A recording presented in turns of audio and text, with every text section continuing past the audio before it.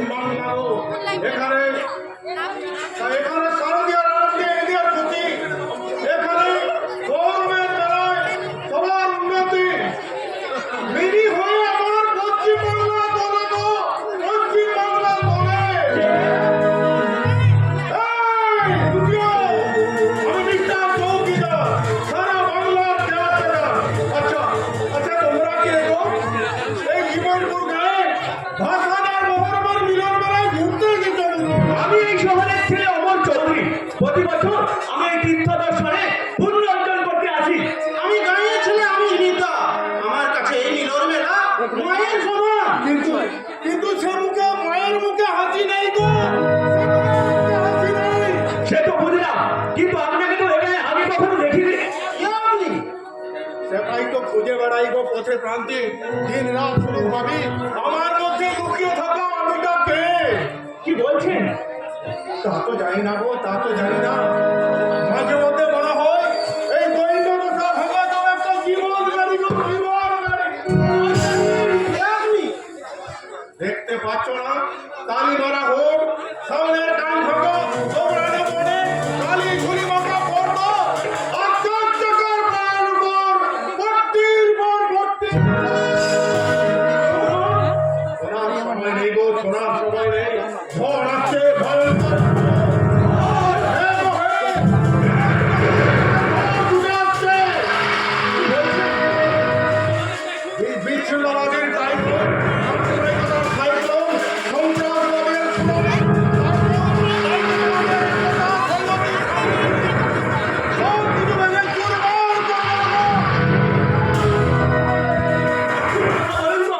কেন বলবো না, কেন বলবো না গো, কেন বলবো না। পৃথিবীতে মানুষ হচ্ছে সর্বশ্রেষ্ঠ প্রাণী, যে গাছ কেটে কাগজ তৈরি করে। আবার আবার সেই কাগজের উপর লিখে কি জানো? কি? গাছ লাগাও, প্রাণ বাঁচাও, গাছ লাগাও,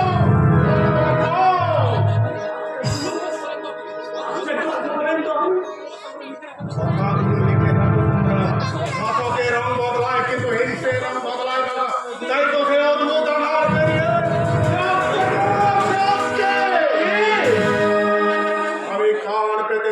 পাই তার বদল শরীর, চোখ মেলে দেখতে পাই তার আগুন রাঙা রূপ, সেই ফাগুনের রবি নামে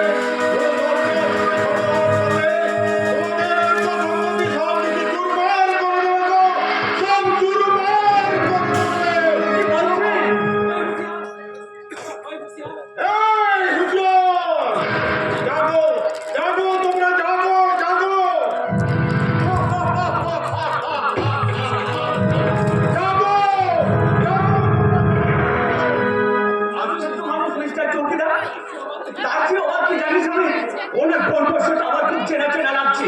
আমারও মনে হচ্ছে ওনাকে আগে কোথাও দেখেছি।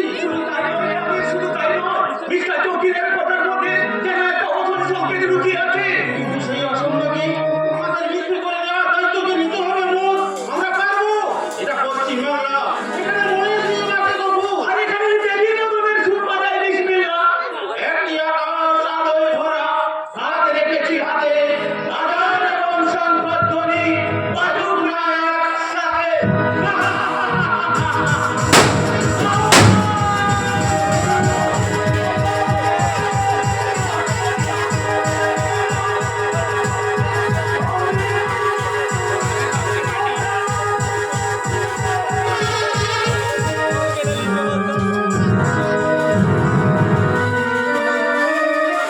রচনা ব্রহ্মবয় চট্টোপাধ্যায়, নির্দেশনা শিবপ্রসাদ বাড়ি, সুর প্রচলিত, যন্ত্র সঙ্গীতে কালীবাবু ও সম্প্রদা, আলো রূপম ইলেকট্রনিক, ধ্বনি ইন্দু সাউন্ড সার্ভিস, রূপসজ্জা আনন্দলোক সাতঘর পরাশপুর, পরিবেশনায় নিয়ম তরুণ অপেরা, ঘর ম্যানেজার উত্তম জানা, সনাতন মাইতি, জেনারেল ম্যানেজার নন্দগোপাল দাস ও আশুতোষ খাটুয়া, বিশেষ সহযোগিতা ইন্দ্রনীল বেরা ও অজিত বেরা।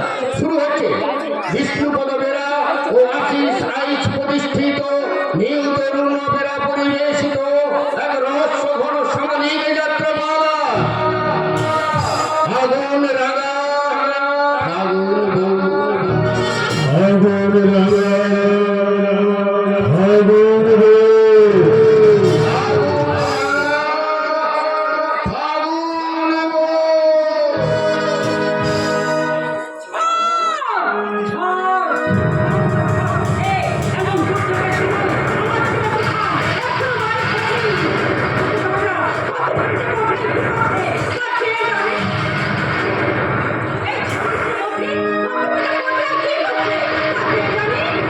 জানতে আর বাকি নেই বক্তব্যটি, জানতে আর বাকি নেই। তোমার কোন সম্পত্তির ভাবনা ওই তুফান ওর বন্দীদের পাল্লায় করে এক জায়গায় কল্যাণ করতে বসেছে। কেন রে মহারাজ? আমার ছেলে তুফান তোর আমার বড় হাতে কি ছাই দিয়েছে? এই কাটা খায় নুনের ছিটে দেওয়া যা চিরদিনের অভ্যাস, এই তুফানকে আমি কখনো সহ্য করতে পারি না। আর সেই কারণ তো আমার ছেলে তুফান তোর চোখের বালি হয়ে আছে। নিচে নিচে বুকের ভাঙতি করে আমি খাবি বলতে কল্যাণী দিই। তুফান সারা জায়গা আমার বিনা হচ্ছে। ওকে বিপক্ষে শুনে নাও। ওই তুই আমার তুফানকে ওই ছোটবেলা থেকে হাত আর সাহস দিয়ে তাকে আপন করে কাছে টানতে পারিস নি। কি করে ওকে কাছে টানবো গো কল্যাণী দি? কি করে ওকে কাছে টানবো? সারাটা কাল তুফান আমার বিপক্ষে চলে আসছে। সেই বিপক্ষে চলার জন্য আমার বিজনেসটা একবারে লসে লসে চলছে। সেই হিসেবটাকে তুমি রেখেছো কল্যাণী দি? জীবনটা হিসেবে অঙ্ক নয় যে বাবা, তুমি তোমার লাভের যোগ আর লোভের গুণ দিয়ে তুমি বাড়িয়ে তুলবে। এই যোগ বিয়োগের অঙ্কটা আমি তোর কাছ থেকে কি শিখবো নাকি রে প্রিয়া? বাবা এই জীবনপুর গায়ে, ওই জীবনপুর গায়ে ভক্তির লালু থাকে সবার মনে ছড়িয়ে দিয়েছে ওই ইংরেজের তুফান। কি বললি বাবা? আমি নই, আমি নই, একদিন সবাই বলবে বিবেক বুদ্ধিহীন তুফানের হটকারিতার জন্য রুরাল মেলার মাঠে আমাদের প্রস্তাবিত কারখানা আজও করে উঠল। ভুল তথ্য তুমি দিও না বাবা, ভুল তথ্য দিও না। তোমার না এই মিলন মেলার মাঠে একটা হাসপাতাল গড়ে তুলবার পরিকল্পনা করেছে। অসম্ভব অসম্ভব অসম্ভব। এই মিলন মেলার মাঠে আমরা কারখানা বানাবোই বানাবো। তুমি কি গায়ের জোরে জমি দখল করবে নাকি বলো? কেন করবো না? বুঝি কেন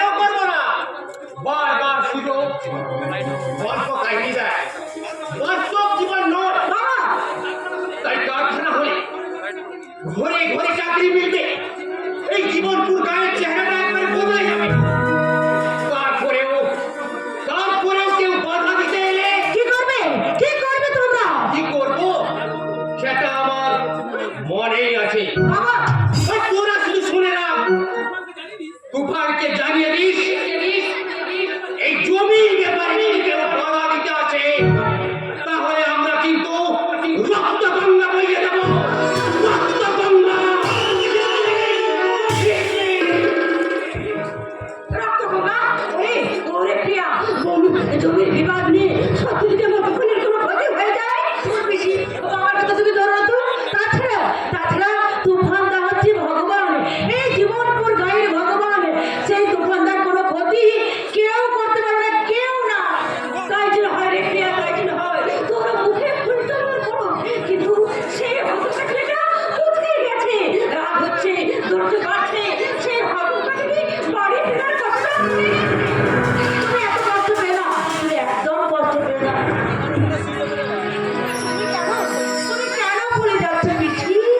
পকেট ভর্তি টাকা নেই, নিম্ন মধ্যবিত্ত পরিবারের গরিব ঘরের ছেলে, যার মাথায় এক রাত টেনশন নিয়ে ঘুরে বেড়ায়। টেনশন? ওর কিসের টেনশন? সারাদিন নৌকা চালিয়ে লোক পাগল নামছে, ঘরের খেয়ে বনের মোট কাটিয়ে বেড়ায়। এই হচ্ছে তোমার এক দোষ পিসি, এই হচ্ছে এক দোষ।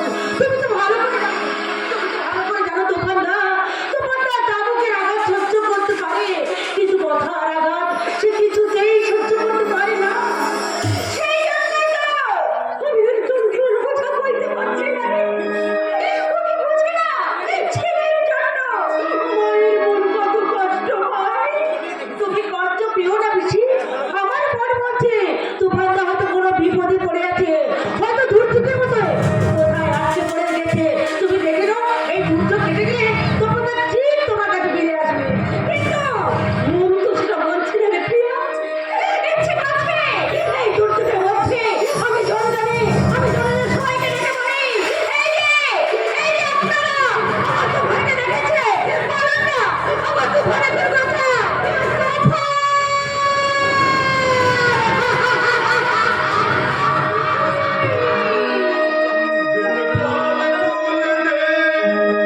দেদে পালে তুল দে, ও মাঝি হেলা করিস না, ছেড়ে দে নৌকা আমি যাবো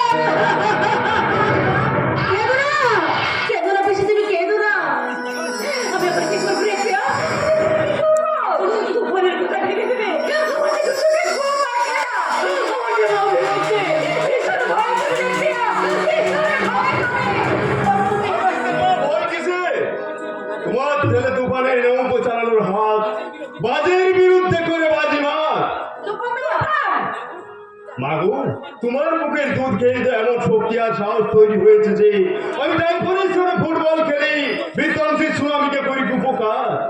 মা, ওই কথা দিয়ে কথা কান দূরে বেড়া তোমার ভার। কিন্তু তুমি তো এটা বুঝবে তোমার জন্য পৃথিবীর কত দুশ্চিন্তা করে। এত দুশ্চিন্তা কি প্রিয়া? ওষুধ খেয়ে একবার দাঁড়াতে শিখলে তখন আর খুঁটির প্রয়োজন হয় না। তোমার দাঁড়ায়, তুই তো এখন অনেক বড় হয়ে গেছিস। তুই কি জানিস যাদের মনে মায়া বেশি তারা জীবনে কষ্টটাও পায় বেশি। কষ্টকে জয় করার শিক্ষা আমি তোমার কাছ থেকে তো পেয়েছি মা। তাই তো হাজার বাধার মাঝেও বুঝেছি যে জীবনে সেই দিন সুখী হব যেই দিন দুঃখ আমার সঙ্গী হবে। তুমি তো সবার বন্ধু হয়ে বসে আছো, নিজের কথা তুমি একবার ভেবেছো? এত বুদ্ধি থাকার সত্ত্বেও তুমি ধুম করে পড়াশোনা করতে করে চুকিয়ে দিলে। পড়াশোনা ওসব পুঁথির কবিতায় কি হবে রে প্রিয়া? তোমার যে দেশের বিধানসভা ঝাড়ুদাররা শূন্য কোটি ইঞ্জিনিয়ার এমবিএ এমকে ডিগ্রিধারীদের আবেদন করতে হয়, সে দেশের শিক্ষাগত যোগ্যতার কি সম্মান আছে? সে মানে তুকা হ্যাঁ ঠিক করে বলেছি মা। যে দেশের ক্যান্টিনে টেবিল পরিষ্কার করেন শাসকেরা আর তাদের চেয়ে কম যোগ্যতা সম্পন্ন মন্ত্রীরা বসে নামি দপ্তরে দামি চেয়ারে, সে দেশে উচ্চশিক্ষিত হওয়ার চেয়ে আমার মতো মূর্খ থাকাটা অনেক ভালো। তুই তো নিজের ভালোটা কবে বুঝতে শিখে? এই যে এত দুর্যোগের মধ্যে তুই বাইরে ছিলি, এসব দেখি তোর কোনো মাথা নেই। ঔষধ নিয়ে আমি ভাবি না মা, ঔষধ নিয়ে আমি ভাবি না। যার মাথায় আছে তোমার আশীর্বাদের ভার, তার জীবনে দুর্যোগ কোনো কিছুই করতে পারবে না। আজও মানুষ তুমি। আরে বাবা, এত বুদ্ধি তোমার, তুমি এত বুঝতে পারছো না? তোমার জন্য পিসিমা কত কষ্ট কত কাঁদে। বেশি দুশ্চিন্তা করিস না রে প্রিয়া। তোর তো জানিস বাধা বিপত্তি দুঃখ কষ্ট যতই থাক না কেন অল টাইম আমার মুখে হাসি। আর হ্যাঁ এটাই হলাম আমি। তুমি কিন্তু সীমা ছাড়ে যাচ্ছিস তোমার। এরপরে যদি তুই নিজেকে না শোকাস না তাহলে চাপবে আমি তোর পিঠে চামড়া তুলে দেব। একটা কথা মনে রাখিস, মায়ের অবাধ্য হয়ে কোনো সন্তান কখনো সুখী হতে পারে না। আমি তোকে শেষবারের মতো সাবধান করে দিচ্ছি, তুই যদি আমার কথা না শুনে বার মুখ হোস তাহলে আমি আর একবার থাকবো না। আমার দিদিকে তুমি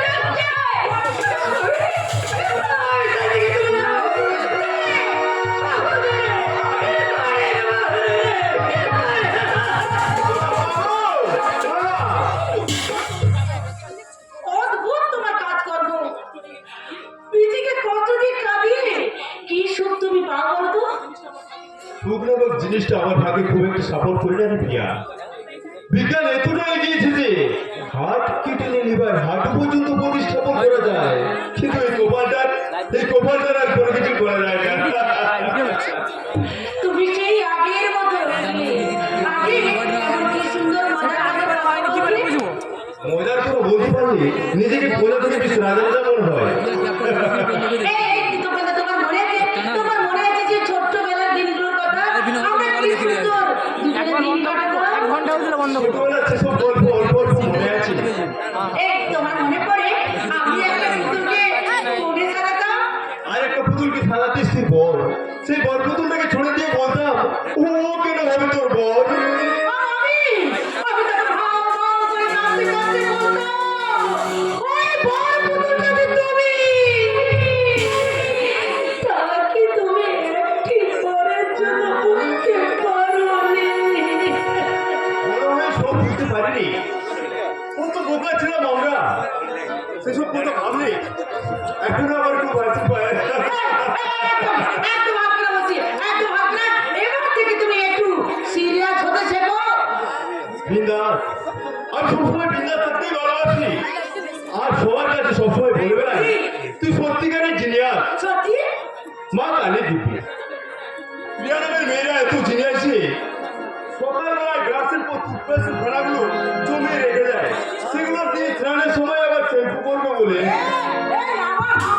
তুমি এত মায়ের তোর একটু চোখ যেন বল পয়লার চোখ, তোর ওই দুটো না বিশ্বাস। আমি কিন্তু ভাবাচ্ছি না বলেছি, আমি সত্যি সত্যি কিন্তু রেগে যাচ্ছি। আমি তো রাগ ভাঙানোর জন্য বলি। কি বলো? বলবো? আরে বলো তো, বলো না। আহা, কি সুন্দর তোর এই ঠোঁট, যেন ছেড়ে 5 টাকার নোট। কে আছো বাজার করে, বাংলার বাগিনী আসিতেছে রে।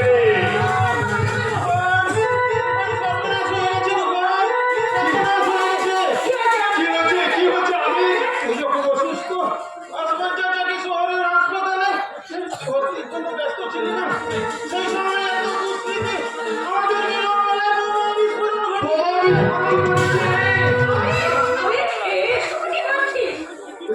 ঠিক আছিস তো? আমি আমার মতো অনেকেই আহত হয়েছে, মারা গেছে দু একজন। একটা জমিকে কেন্দ্র করে নিরীহ মানুষদের উপরে নিঃশব্দ অত্যাচার আমি কিছুতেই মেনে নিতে পারছি না। যদি বোঝার চেষ্টা করে তখন কে বা কারা সন্ত্রাসের মাধ্যমে এই নিরীহদের জমি অতিক্রম করতে চাইছে, সেই নাটের গুরুকে যেদিন আমি ধরতে পারবো না, সেদিন আর সে সন্তানকে আমি জেলের খাবি কাজে ছাড়বো, জেলের খাবি। তুই এসব ছাড়তে পার, এইসব ঠান্ডার মধ্যে তুই নিজেকে একদম জড়াবি না। তুমি কি বলছো মা? অন্যায় অত্যাচারের বিরুদ্ধে আমি কোনো প্রতিবাদ করবো না। প্রতিবাদ করতে গিয়ে তুমি যদি গুন্ডা, এই সমাজ বিরোধী মক্কা হয়ে যাও। সন্ত্রাসের ভয়ে সন্ত্রাসের ভয়ে বা শত্রুর ভয়ে তোলা আমার এই উঁচু মাথাটা কিছুতেই নিচু হতে দেবো না। যতক্ষণ দেহে আছে প্রাণ, দেহের শেষ পর্যন্ত রক্তবিন্দু থাকতে আমি লড়াই করে যাবো না। তুই কোথায় চললি তুফান? বল, তুই কোথায় চললি? এই আমি মতো আহতদের শহরের হাসপাতালে নিয়ে যেতে হবে না। অসম্ভব! এই দুর্যোগের মধ্যে আমি তোকে কোথাও যেতে দেব না। তুমি কেন বুঝতে পারছো না মা? আমি এদেরকে হাসপাতালে না নিয়ে গেলে মানুষগুলো বাঁচবে কি করে? নিজে বাঁচলে বাঁচিয়ে নাও, তাহলে তোমার কিছু হয়ে গেলে তোমার পাশে তো কেউ এসে দাঁড়াবে না। মানুষের পাশে দাঁড়ানোর তো মনুষ্যত্বের পরিচয় প্রিয়া। হ্যাঁ, প্রিয়া ঠিকই কথা বলেছে। তাছাড়া এইসব ঠান্ডার মধ্যে তোকে আমি কিছুতেই যেতে দেব না। প্রিয়ার বাধা দিও না মা। এই কত বিক্ষত আমিনের দিকে তাকিয়ে দেখো, তুমি আমার যাবার অনুমতি দাও বাবু। সুন্দরী কখনো তোর ছেলেকে বিপদের মুখে ফেলতে পারে, তাহলে তোমার পারে না। এতগুলো মানুষের বিপদ দূর করতে আমার যাওয়াটা যে খুব জরুরি মা গো।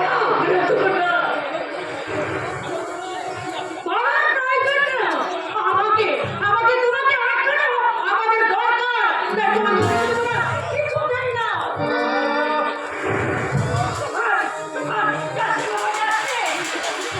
আমি রোগটা হয়ে গেছে মা, তাই এই মুহূর্তে